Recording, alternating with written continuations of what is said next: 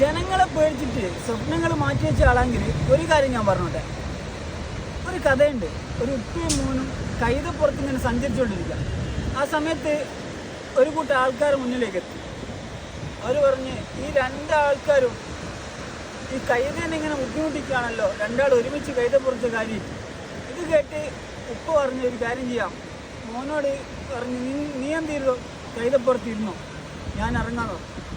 അങ്ങനെ കൈതപ്പുറത്തുനിന്ന് ഈ ഉപ്പ ഇറങ്ങി മകനെ ഇരുത്തി.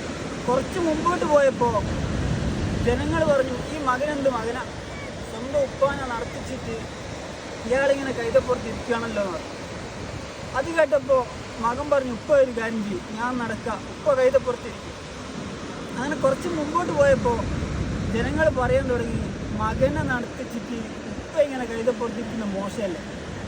കുറച്ച് കഴിഞ്ഞപ്പോൾ ഒരു തീരുമാനിച്ചൊരു കാര്യം ചെയ്യാം, കൈതേൻ്റെ പാട്ടിൽ നടന്നോട്ടെ, നമുക്ക് രണ്ടാക്കും നടക്കാമെന്ന് പറഞ്ഞു. അങ്ങനെ കുറച്ചും കൂടി മുമ്പോട്ട് എത്തിയല്ലോ, ഒരു കൂട്ടം ആളുകൾ പറഞ്ഞ്,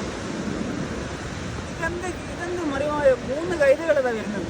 കാരണം ഒരു കൈത ഉണ്ടായിട്ടും ഇവർ രണ്ടാളും അതിനെ യൂസ് ചെയ്യുന്നില്ല, അവർ നടക്കാം.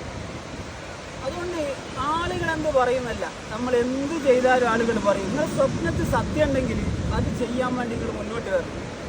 ആൾക്കാർ എന്ത് പറയുന്നു നോക്കിയിട്ടാണ് ജീവിക്കുന്നതെങ്കിൽ ഒരു കാലത്ത് ഒരു കാര്യം നിങ്ങൾക്ക് ചെയ്യാൻ വേണ്ടി സാധിക്കും.